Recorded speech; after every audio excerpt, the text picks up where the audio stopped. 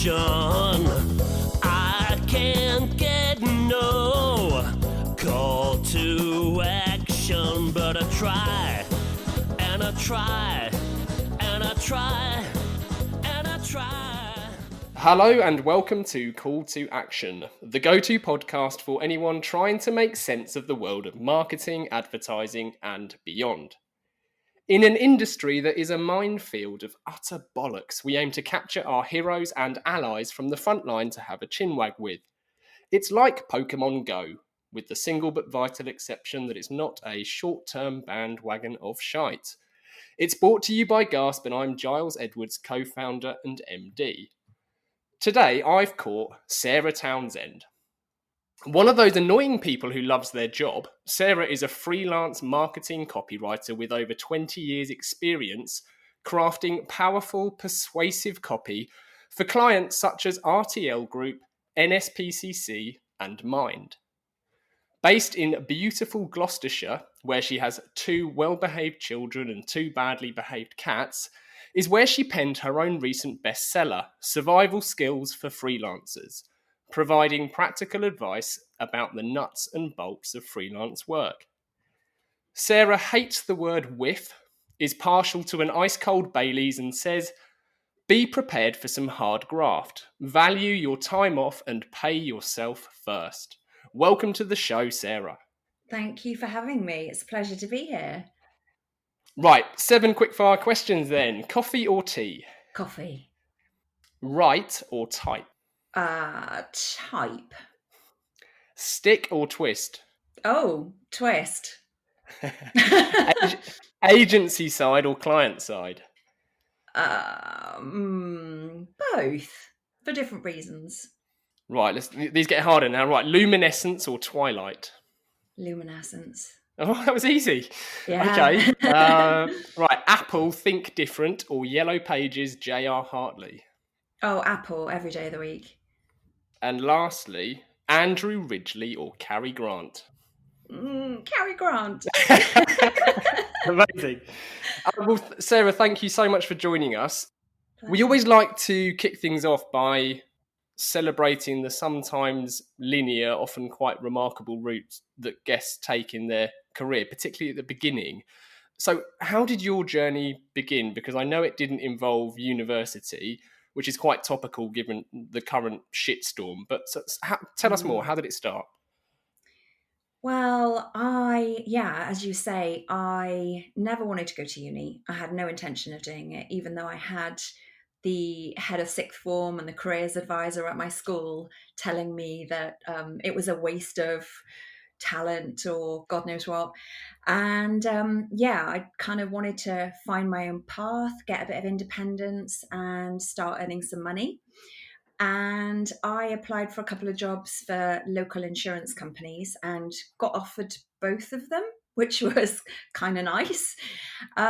Decided to go and work for Allied Dunbar, who were based in Swindon because they had the swankiest office of the 2 companies. Worked there for a few years, met my ex-husband in Cheltenham. So he was living in Cheltenham. We decided to live together really quickly, like 3 months or something. And we bought a flat near Cheltenham. So I ended up switching from Allied Dunbar to the other company that had offered me the job way back, which was Eagle Star.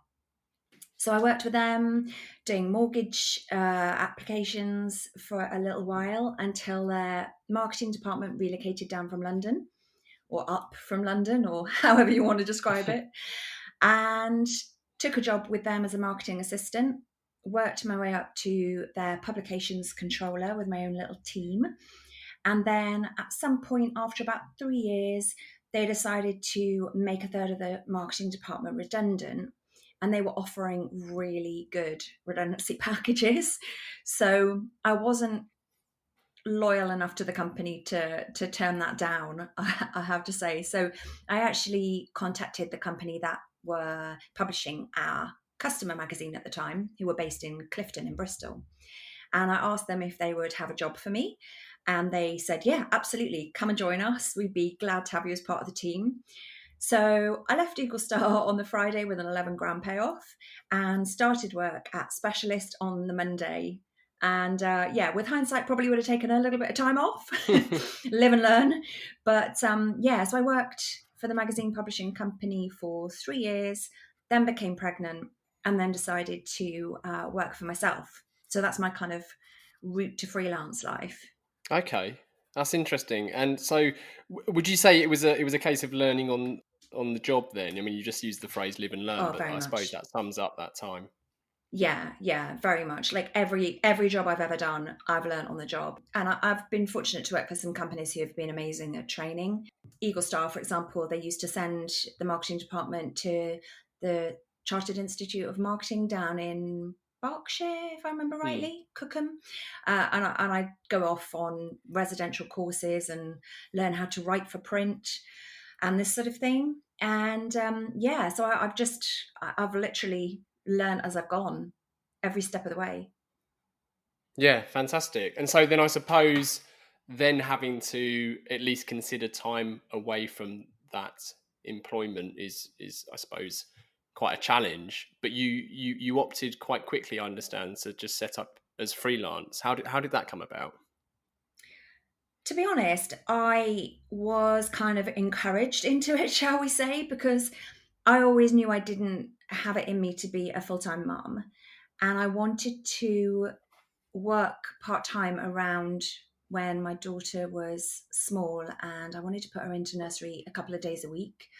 And I wanted a job that I could fit around that, really, so that I could kind of appreciate the time that I was spending with her all the more, because I was getting the satisfaction and the stimulation from carrying on with my career. And yeah, I spoke to my managing director about it at the time, and he said, no, absolutely, we can't. You have clients, you're an account manager. We can't expect your clients to understand that you only work 2 or 3 days a week. So my managing editor sort of took over and offered me some freelance work as kind of a bit of a stopgap to kind of tide me on until I got more clients established. So I worked freelance for them for probably the first 10 years of my freelance journey, on and off, and obviously juggling with a lot of other clients as well. But they kind of kept me going to begin with while I found my feet. And yeah, that was, it wasn't something that was kind of ever on the cards. But I think generally that's the case. I think particularly with freelance life, people tend not to go through school and early years telling their parents and their teachers that they want to be a freelancer when they grow up, Yeah, right? So yeah. yeah. I think that's good to hear too, because there's parallels with that point and with many others across all sorts of industries and careers. And the reason we like to ask our guests how life started for them is because I think that, and I see it in my own nieces especially, who might be concerned about the path, the right way of getting into something, whereas we all retrospectively look back and think, oh wow, that's the way I came in, rather than that's the way I planned to come in. Yeah. There's so much. I mean, I've never really been that much of a planner, because when I set a goal, it tends to become an obsession. So I have to be a bit careful. But yeah, I find most things that I've done in my life, I've kind of stumbled into them to a certain degree. And what challenges did you face in those first few years? I mean, aside from obviously juggling motherhood. Yeah, well, that was a big one, because I didn't know the first thing about being a mum or the first thing about running a business. So, in terms of juggling, that was a huge challenge. But I guess it was the stuff that we all take for granted today. Back then, there was barely any internet, and there was certainly no social media. So there were no freelance chat hours, there were no Facebook groups, there was no online support, there were no like-minded people that you could kind of hang out with on Instagram. It was just very much isolation for me. And I'm a people person. Unlike a lot of freelancers who are quite open about being introverted, I've always got my energy from being around other people. So Mm. I'd gone from working in this really sparky office, lots of guys, and I've always found that I get on well with guys because I seem to think in quite a male way sometimes. So I would kind of be having banter with the guys in the office, and chatting with the girls in the office, and we all got on brilliantly. It was a really good community. So when I left that behind, I really struggled with how to be when you're working on your own, and where to get support from, and I had none. So yeah, I think that's probably why I'm so outspoken about getting your support from the online community, and why it's so important to do that. Yeah, absolutely. Because you started your freelance career, I believe it was 1999. So It was, even yeah. email was relatively new, and social Yep. media was, I suppose, non-existent really Yeah, when it comes to the exactly. type of support networks that are available nowadays. So does that mean that you've become better at dealing with isolation? The reason I ask is because I set up isolated talks you might be familiar with Yeah, yeah, to kind yeah. of help raise awareness for the real mental challenges that has been enforced on all of us. Yeah. So in my mind, I'm thinking maybe you found it easier than I did these past few months. I wouldn't say I found it easier, but I think it even being in the weird situation in lockdown, I found that strangely easier than working completely on my own in this little isolated bubble to begin with, because of having the groups and the Zoom calls and the kind of multi-person online networking things. I've got one group, the You Are the Media group, that I find super supportive. So they've been doing a, like, once every 2 weeks, an online lunch group, which about 60 people go to. And that's incredibly supportive. I don't do a lot of online networking. In fact, I think that's probably the only thing that I've regularly gone to. But that group's really supportive. Some of the groups on Facebook are supportive. Even just things like being able to listen to other freelancers' experiences through things like podcasts Yeah. and webinars or whatever. It's just knowing, now we know that we're not on our own. We're not isolated. We're not the only people going through the challenges that we're facing, because there are tens, if not hundreds of thousands of people out there feeling the same way. Yeah, and it's important that being a solo worker doesn't mean you're alone. I think that's the Yeah, yeah, absolutely. I think that's the first chapter of the book. It is. Well, let's talk about the book then. So, when did you get the idea to write the book? Because it's absolutely fantastic and it's been really Thank you well so received, much. which is wonderful. But take us back to the beginning. How did it start, and what was that like to write it all in the book? Well, it was weirdly therapeutic, I think. I think once I'd got the idea, like I said earlier, it became an obsession. I just think my brain is wired differently to other people, because I start something and it's all I can think about. It literally kind of consumes my every waking moment. And also I wake up in the night thinking, oh, I need to do this, I need to do that, so I'm not easy to live with when I'm on an obsession. So I guess it started towards the end of last year, as recently as that. I never had any desire to write a book. I never thought I had a book in me. I was actually quite dramatically opposed to the idea of ever doing it. So for me, I guess I wrote this blog post, which had the same name. It also had the subtitle "How to Go Solo Without Going Loco," which I loved. There's another story behind why that got dropped, but it just resonated with people. And I think I don't know whether I've just become more attuned to it, or whether there is a kind of growing movement in people being more out there and more open and heart on your sleeve with their advice. But when I published it towards the end of last year, people were like, oh, it's about time we started talking about the reality of freelance life, because there's all this stuff out there about why it's great, particularly if you're a parent and you're looking for a job that's flexible while your kids are little, or even when they're not. But it's rare to read about the real ups and downs. And I think particularly not just the practical side, but the emotional side. So the self-doubt, the isolation, the imposter syndrome, just the general wobbles, the kind of the fear of overwhelm, or not even the fear of it, but the likelihood of suffering from overwhelm and then burnout. It's too common. And I Mm. think it's really important that people are now more starting to be open and honest about the risks and the need for balance and the need to set boundaries. And it's not just freelancers, really.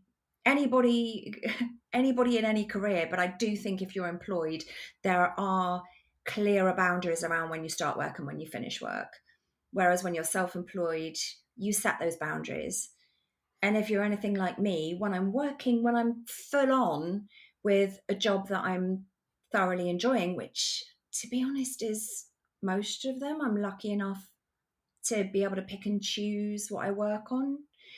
So when I'm really fired up on something, I don't know when to stop, even now. So I have to be really strict with myself and make sure that I set good boundaries and I take time out of every day to do the things that work for me, I guess, for my well-being. I've got so many questions to ask you just off the back of what you've just said, but I'm going to take it back a step first before I lose my train of thought. But we were talking about dealing with isolation and the support networks which do exist now, or that a facility to connect with other freelancers nowadays that perhaps didn't exist, or certainly didn't exist when you started your freelance career. Do Yeah, you for sure. think, though, with the emergence of social medias and those very same networks, do you think those channels have actually added and brought in new pressures and stress? Because Oh, you only God, have to yeah. look at LinkedIn to see some dickhead claiming they're crushing it. Mm, mm, And that type of message that is just so prominent across all social medias and all of the hustle porn out there is yeah. really dangerous. Yeah, I could not agree more. I really wanted the book to have an anti-hustle message because I honestly feel like, I mean, LinkedIn is the worst. I love LinkedIn, don't get me wrong, but it depends how you use it and who you follow and who you listen to. Couldn't agree more. There are a lot of people out there who are, yeah, it's the same with Twitter. A lot of people are down on Twitter, but I honestly think if you use lists to sort of segregate the people whose tweets you actually see, you can still follow more people, but actually when you find that you're not really benefiting from the stuff they're putting out there, it might be a bit negative or a bit political or a bit, in my case, anything to do with football, I block it. So I don't necessarily want to unfollow those people, but if you carefully curate who you follow across all the channels, then you're going to get a much better experience, because that comparisonitis, that, compare and despair, they say, I just think as soon as you start looking at what other people are doing, it's just a recipe for disaster. You end up thinking, oh, I'm not doing as well as them, and they are crushing it, or however you want to describe it. Whereas actually, that's their external life. That's the edited highlights that they are choosing to share. That's not the reality. In many cases, it's not the kind of nitty gritty, messy, dirty reality of self-employment. Yeah. It's just the bits that they kind of feel like being open about. And yeah, and I think if you're feeling vulnerable, stay off social media. That's generally, I think, good advice. It's worth taking a detox, and just kind of shutting down from things, taking time out for a couple of days. Couple of days, nobody's going to kind of go, oh, I haven't seen a post from Sarah for a couple of days. But I try to be open and honest on my social as much as possible, as well as share the good stuff, because it's really important to celebrate your wins. That's a great way of kind of dealing with imposter syndrome. But at the same time, when you're vulnerable, if you go onto social media, you will find yourself getting sucked into that little wormhole of worrying about what other people are doing and if they're doing it better than you. Yeah, you're right. You're absolutely right. I've never heard the term comparisonitis, by the way. I've written that down because it's Oh, perfect. But you're right. It's the curated version of someone's life. It's like the movie, not the film set, and what actually went into it. oh It's just yeah, not. yeah. That's a It's not great good. way of describing it. I like that. You can have that. I'll swap you that for comparisonitis. Yeah, you're The on. other thing I was going to ask you, Sarah, was specifically about something that I know has been a challenge, not just for freelancers. So I'm kind of broadening it out for now. But during the lockdown, I know a lot of people who are less familiar with working from home and that kind of strict regime that you must follow to create that work-life balance. Mm, And in fact, I have a cousin who rarely works from home, but he started walking out of his front door just before 9 o'clock in the morning and walking round the back of his house to physically come in the back door Oh, as I his love journey to that. work, and then he would reverse it at the end of the day just to give himself a routine. How Yeah. have you got any advice for people out there who are struggling to create that divide between working hours and life? Well, first off, I think your cousin that's just a genius idea because it's creating that physical distance between work and home life. And that's when we get into trouble, when the boundaries between where work stops and home life begins. Mm, And when that becomes blurry, you find yourself working on the sofa or taking your laptop to bed. That's like the worst thing, isn't it? yeah. So I think have certain areas, you might not be lucky enough to have a dedicated room in your house that you class as a home office, but wherever you choose to work, have dedicated spaces in your home that are work-free zones. I would certainly say that helps. I would also say it's kind of the advice that is in, I think, chapter 7 in the book. It's all the stuff that is related to having bad days and how you deal with bad days. It's the self-care stuff and the well-being stuff. So make sure you don't just get out of bed, go and sit at the dining table and eat your breakfast, then go and sit at your desk in front of your computer and not move all day. Make sure you're taking regular breaks, but don't just say, oh, okay, I'm on a break, and then like flick over to Twitter on your phone or whatever. Get up away from your desk, do some stretches, dance around your kitchen while you stick the kettle on, empty the dishwasher. So you're physically doing things to clear your mind, because even when you're doing those tiny little routine day-to-day tasks, something sometimes just unlocks in your brain to actually kind of give you a fresh way of thinking, and it'll give you a way of tackling problems that you've been feeling stuck with. So yeah, movement is a really, really big thing. Fresh air, get out and about, whatever your thing is. If you need to get out on your mountain bike for an hour or go for a run or go for a walk with the dog. I try to take a walk around the block like regularly. I don't always manage it, but when I do, I always feel better for doing it. Is that the sort of thing you're Yeah, no, after? 100%, completely. I think it's those the physical prompts that can be seem so trivial but can be hugely effective, like the example I gave about my cousin. Just anything that can kind of pronounce that time in your head, if that's the right phrase to use. Because I know certainly for me it's something I've struggled with, even thinking about the weekdays versus the weekend days. And I say that as someone who Oh has yeah, two preschool children at home. There's very yeah, little difference now in our daily schedules, whereas previously working from the agency I would have the very physical obvious cue of being at home versus being at the office, and it's just something that yeah. has been difficult. But I've actually found lots of people who are set up in the same way as you and who work as freelancers have understandably found it much easier, because it's the standard. And that's, I think it's a lot of us have perhaps have even more respect for the freelancers we work with, because they're able to work effectively from home. Yeah, well, yeah, that is true. I have to say I've never really, well, not never. For the first probably 12 to 15 years, I think I did pretty much. In fact, I know I entirely worked from the office, but as I said, I was sort of struggling with that isolation. And a few years ago, I started working in the lounge bar at my gym with my laptop. So I would walk up to the gym, which is a 15-minute walk, and then I'd do a couple of hours work, do a class mid-morning to kind of energize myself and to get my focus kind of back on track. And then I'd go back to working at my laptop pretty much for as long as my battery would allow. So even for me, it was kind of an adjustment of, oh, I can't go out to the gym and be around people and experience that buzz and that social contact. So yeah, even though I had done it years ago, it was still a bit of an adjustment to kind of get back to doing it well while we were all in lockdown. Yeah. You mentioned the actual process of writing the book was therapeutic. Can you tell us more about the process? And the reason I ask is I find it very interesting to talk to authors about that process, because we're very fortunate enough to have had guests in the past such as Matt Watkinson, who's a wonderful author of The Grid. I know he wrestled with that book for a long time.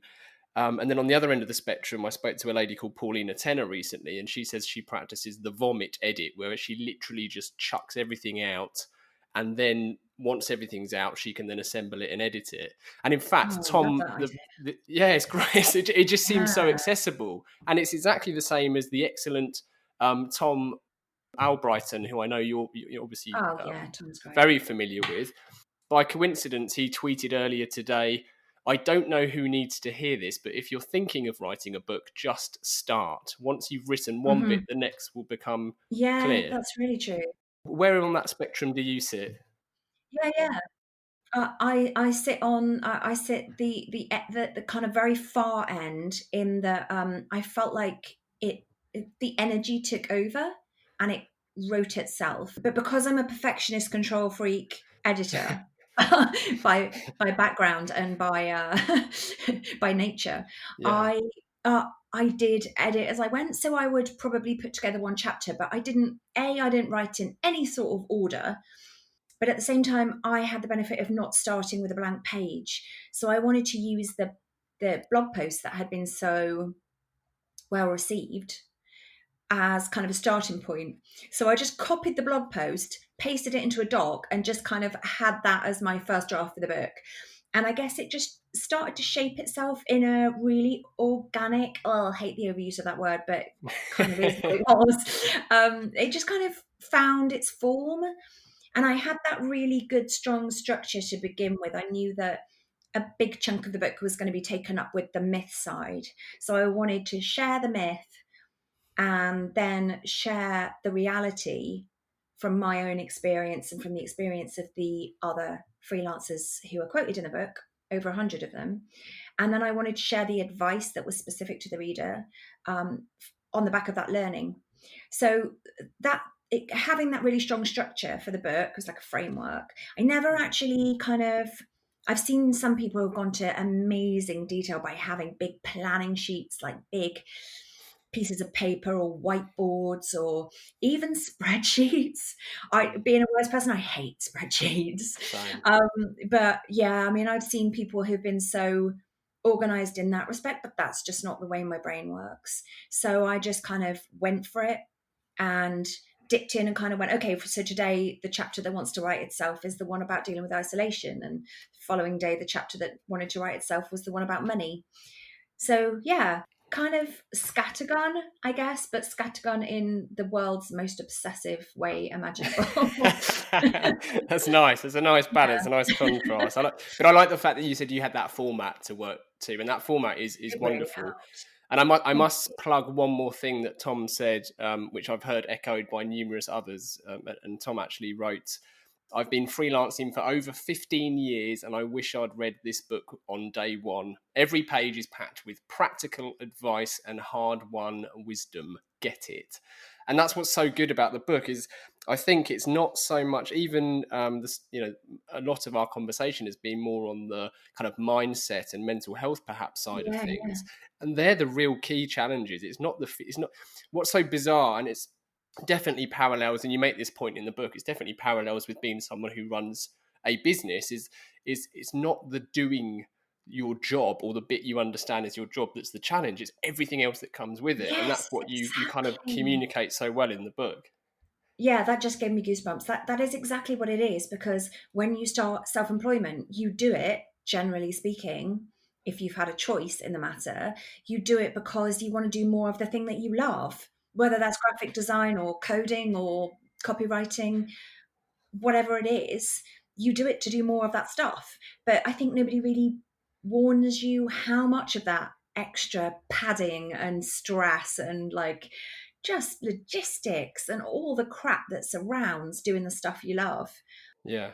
And that's what I wanted to focus on. But that's what's so good, and that's what this book gives you. And like you said yourself, I wasn't aware it was 100 freelancers plus, but you do pull in the brilliant likes of Call to Action alumni. You've got Nick Parker in there talking about burnout, and you've got so many other people. So it not that it needs validating, but it not only validates it, but you actually get that broader understanding of the reality of freelance life. And I think for that reason alone, the book's worth picking up, let alone everything else within.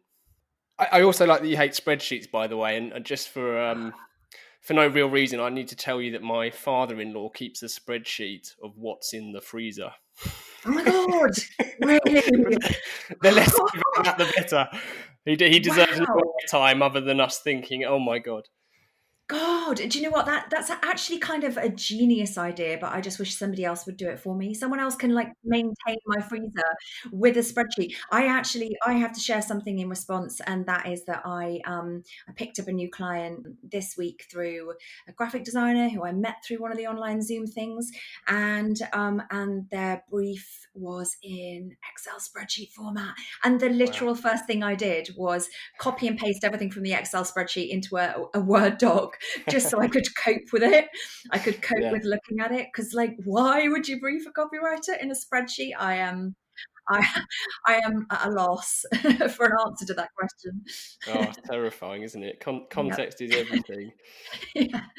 But just quickly before we dip into, we've got a couple of listener questions to put to you. But before we get to those, I think it is important to talk about something that Nick mentions also in the book, or contributes to, is how to avoid burnout. Now, perhaps at the start of your career, you didn't maybe have the, I suppose, seemingly luxurious choice of not working Fridays, but that's something that you've done very deliberately to prioritize your own health and well-being. How can people prioritize that, especially at the start? I think at the start it's almost you kind of rough and tumble, and just you have to find your feet and you have to try and fail in order to understand and learn and then respond to that. So have you got any tips that you can share? I don't want you to give away all the book secrets, but is there anything you can share on that? Oh yeah, and I think actually, just circling back to what you just said, I think failure is really important, because there's actually a great quote in the book from Neil Gaiman about failure.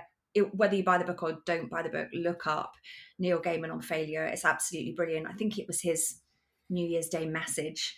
But yeah, I love that. So to begin with, it is super tough, because you do end up working all the hours just because you feel the need to take on everything that comes your way.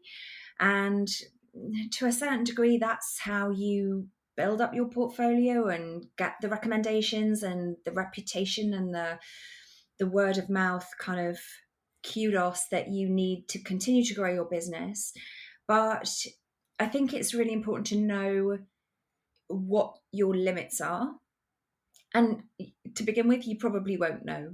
You'll probably only know by experimenting. But when you're starting out, just try to put some form of boundaries and balance into your day. And I do think that's easier said than done. It's easy for me to say that in my like 21st year of self-employment, and as you say, no longer doing client work on Fridays, and I get to pick and choose who I work with and what I work on. That's ultimately the aim, isn't it, when you're freelance?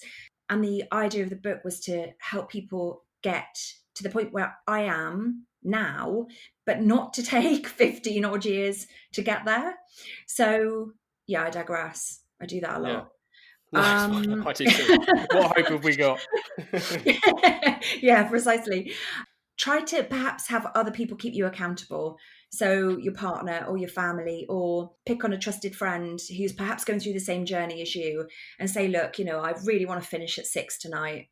I need to go off to the gym and work out the frustration of the day, or whatever it is you want to do. It's so easy to get so psyched up by the thing that you love doing that there is a lot of self-discipline involved in actually knowing when to take a break. Yeah. But it is super important to do that. Yeah, definitely. Absolutely. Couldn't agree more. So I have a couple of listener questions for you, Sarah. Ooh. So asking the general public for their opinion, be it on Brexit or boat names, is notoriously fraught with danger, but that's not stopped us asking. Number one is from Liam. Liam asks, I've heard you talk about how freelance doesn't mean free. As someone relatively new to freelancing, how do you decide what to charge clients? Do you prefer using day rates or project-based costing? Yeah, 100% the latter. I'm quite outspoken on my dislike of day rates. And I think it's because without context, they're meaningless. So if you went to 3 different freelancers, say somebody was doing a client was doing an internet search and they found 3 freelancers they like the look of, they fire out an email saying, oh, what's your day rate? And the freelancer responds just in response to the question and just says, oh, it's, £200 or £400 or whatever it may be. The chances of them actually making the decision on who to go with on the basis of that day rate with absolutely zero context is probably quite high. So try to avoid getting involved in that race to the bottom on prices, because there are clients out there who are prepared to pay for great quality work. And being a new freelancer doesn't mean you're new at what you're doing, because the chances are you might have worked for an agency for 5 years or 10 years. You might be super experienced. Just because you're a new freelancer doesn't mean you need to put your rates down or be scared of charging what you are worth. I mean, that's a huge topic for now, the charging what you're worth. There is a whole chapter about it in the book. But I would generally say go value-based if you possibly can, because, yeah, you'll need to have an idea in your mind of what your day rate is, but whether you're actually transparent and you tell your clients that, or whether you use that understanding to work out the value of the work that you're delivering. So think from the client's perspective. I don't know any personally that I know of, but I have heard of freelance copywriters who charge by the word. And it just strikes me as the most ludicrous. Like, imagine you've got a new company and they want a tagline or a mission statement, and the tagline's 3 words. What are you going to charge? Like £3? Like, and this is going to be something that they're going to use again and again and again. So think of what the value of the piece of work is from the client's perspective. If it's something, never be afraid to tell the clients that you can repurpose the piece of work for them if they need that to be done. Show a bit of initiative in your response rather than just going back and saying my day rate is X, because that almost invites them to compare you in terms of cost. And you can't blame them if they don't know anything about you personally. You haven't taken the time to go through that kind of investment and that nurturing of them as a contact. So they don't have that know, like, and trust that they need to decide that they want to work with you because they like you, rather than you being the best freelancer out there for the job. Then you are on a back foot. Yeah. Another thing that's tangentially again is making sure that you kind of nurture your contacts is super, super key when you're starting out. It's all about building those relationships and turning strangers into friends and then into clients. Yeah, I think, you said some wonderful things there. And actually, anyone who knows me well knows that this is a real key topic for me and something I'm very passionate about also. But aside from the point you're making about day rates and that metric being hugely flawed to measure what we do, I think you made a really key point there also, which was it's not their fault. So when clients ask you for a day rate, and as you say, if you opt into that conversation, you're giving them the facility to compare your day rate against someone else's, and that relies on you both being exactly the same level of experience and quality in your output. But it's so easy to bitch and moan, and I'm guilty of it more than most, about how ridiculous that is. But you're absolutely right. It's up to us and people in the industry to have that conversation with clients, because clients aren't stupid. That they and the ones who respect what you do will be open to that conversation. It's why we don't have a rate card at Gas for that exact same reason. But saying it's not their fault is really key.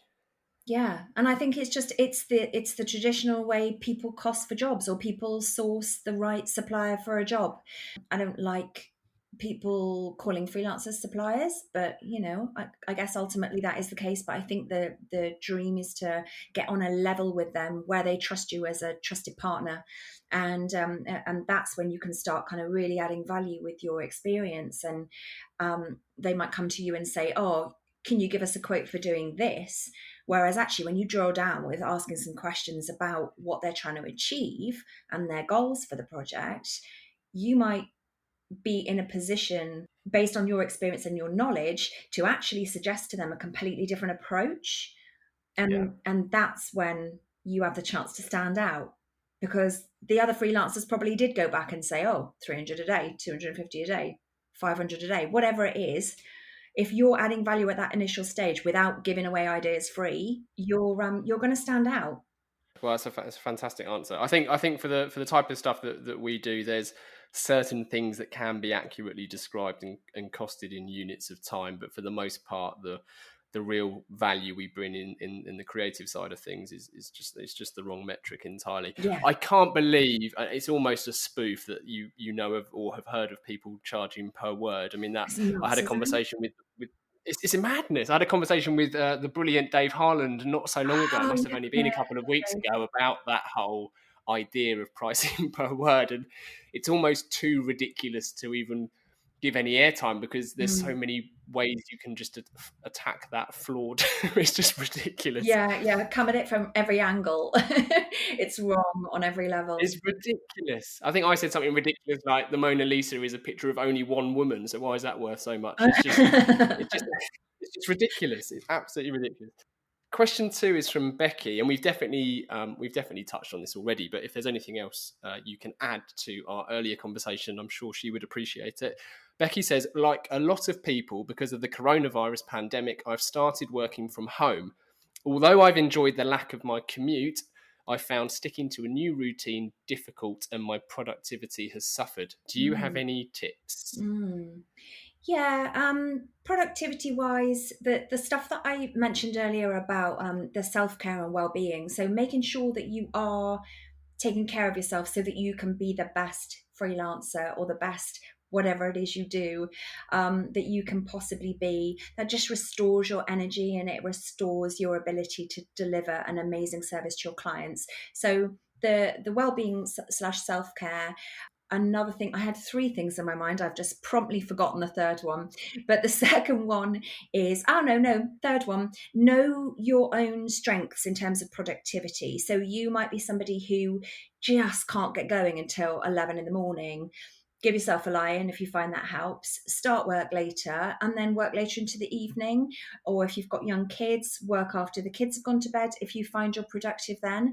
So know your strengths in terms of when you produce your best work, and when you're aware that you're likely to have a productivity slump, that would be the time that I would recommend going out for a walk, going around the block, doing a bit of exercise, or just breaking up your day doing something different. And the third thing would be a little but very handy little tip called the Pomodoro technique, which again it's mentioned in the book, but it's what I use to help me with productivity when I really need to focus.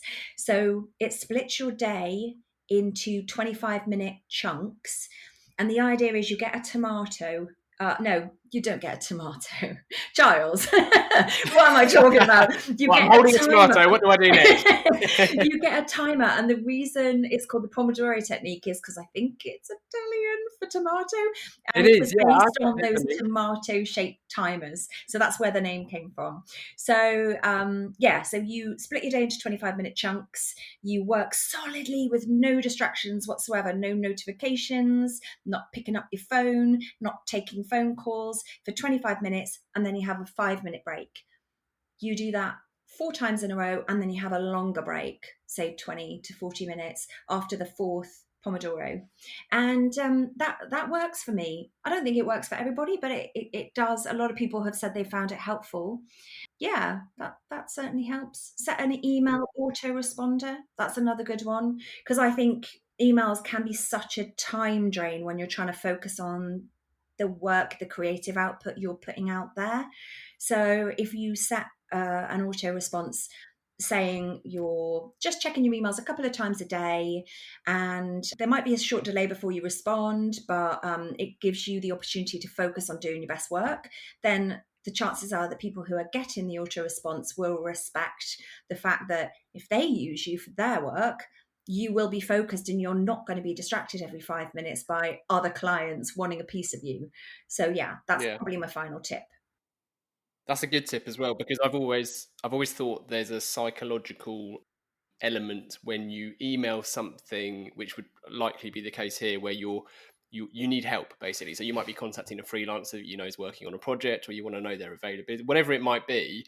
You're sending something and you want to reply. Just having that autoresponder, it confirms, it's that feedback that confirms your email has been received. And as soon as you know it's been received, you can then just take a breath and think, oh, brilliant, that's in Sarah's court now. Do you I know can what? move on to That's my. really true. When you don't hear back, it's Yeah. really terrifying sometimes. Mm, Have they got it? Are they out? Yeah. Maybe they're away.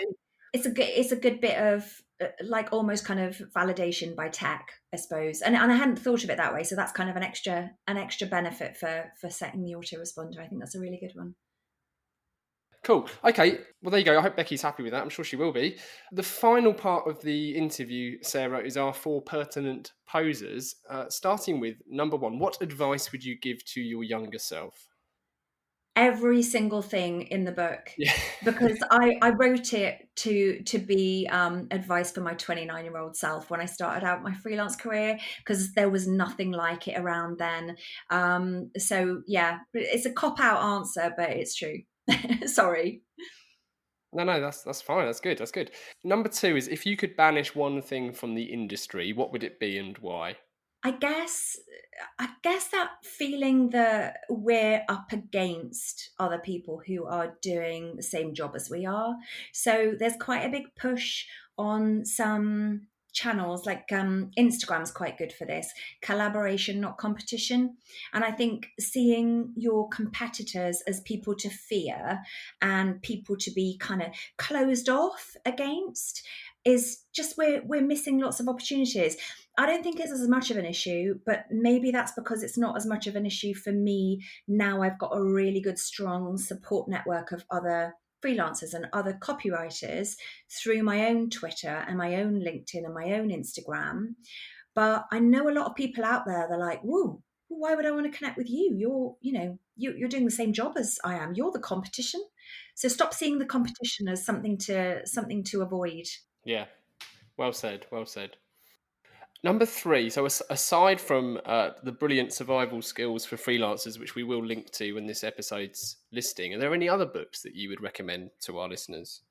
Ooh, I've got a big chunk of about 12 recommended books in the references section. And to pick one of them just seems mean. It's like having a favorite child. Oh, we all do. Yeah, I mean, in terms of copywriting or marketing, or I tell you what, No, to be honest, it might be safer to go outside of copywriting then, and then you can give all of those a buy. yeah, I really, really love On Writing by Stephen King. So it's not a book about copywriting, but really anybody who is fascinated by the craft of writing and wants to be properly entertained by a book that is part bio, part manual.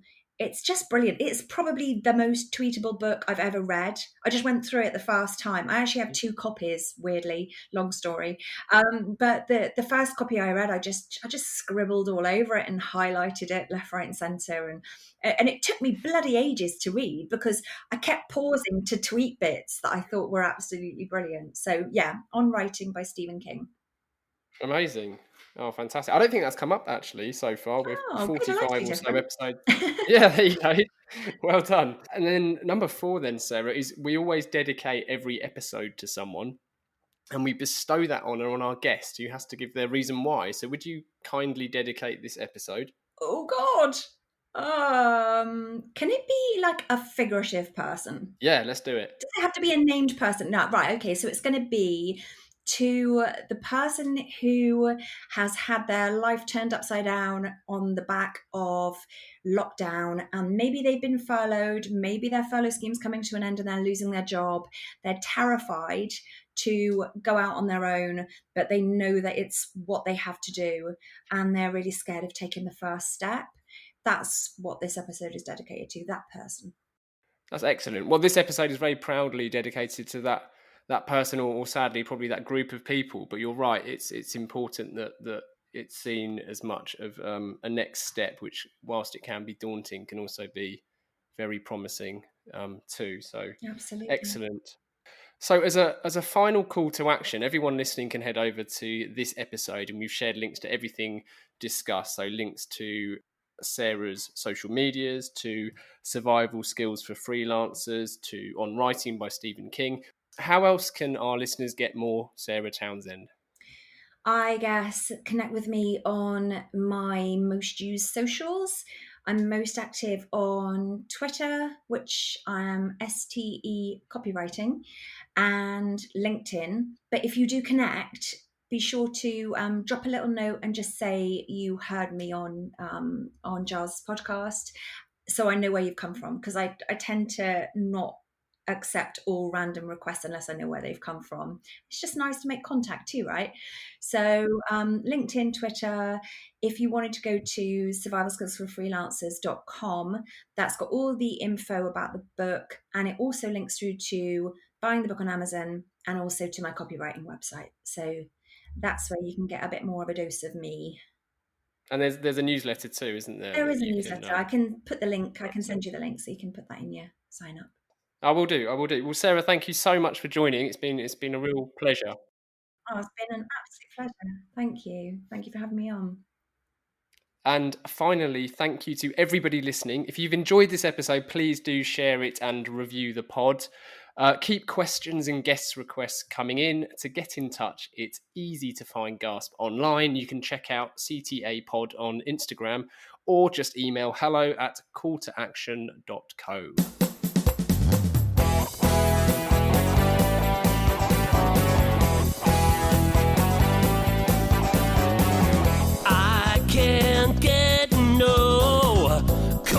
To action.